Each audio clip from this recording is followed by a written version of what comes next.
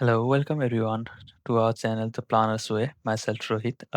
Today's video is going to be on the S-curve, where we try to understand what S-curves are, why S-curves are needed, why we called it the S-curves, different benefits of the S-curve, and the different type of S-curves that the project managers like to see in terms of planning perspective. Let's move forward. Starting with the basic definition, the S-curve is a graphical representation of the cumulative progress over time. That means we accumulate all the progress over time period and develop a curve. Why it is called S-curve? Because the line typically forms a S-shaped pattern, so they are named as S-curves. But the curve could be anything between either planned versus time, or the actuals versus time, or the resource forecast versus time, or the cost versus time.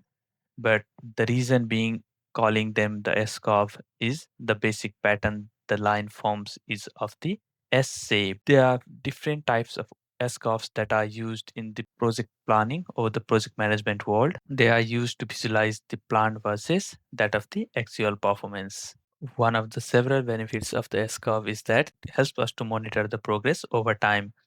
In simple, if we see a S curve, we can demonstrate from that what the progress is on which time period. The next, we can identify the early delays by comparison with the planned versus the actual curves. What the planned curve is following on and what the actuals are.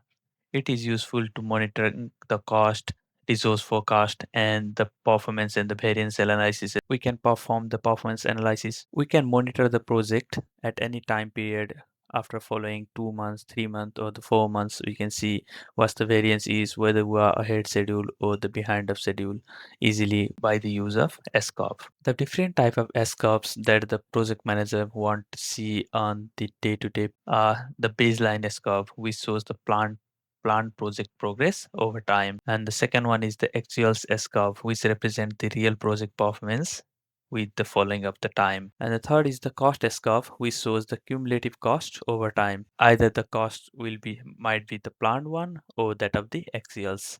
And the fourth one is the resources curve, which helps us to monitor the main powers, how much resources we need, or the what's our resource forecast for the future. Those things we can demonstrate easily from that of the resources curve. Among the several S curves, the project managers are more keen toward the cost S curves and the resource S curve to see what's our cost for the future phases, are we on track or not, and similar applies to that of the resources curve as well.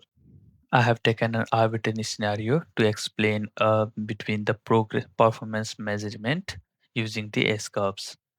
In the right hand side, I have generated the S curve for that of the plant versus the actuals.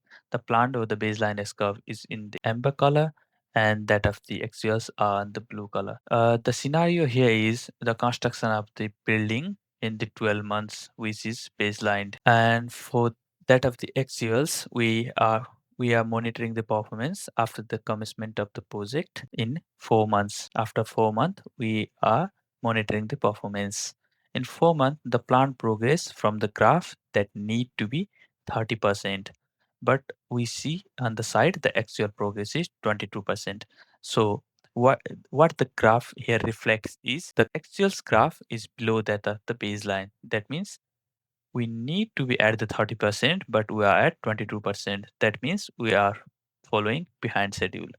The same thing that we have described on the text is reflected by the graph as well. So the S curves helps us to easily demonstrate where we are in terms of schedule to monitor the performance.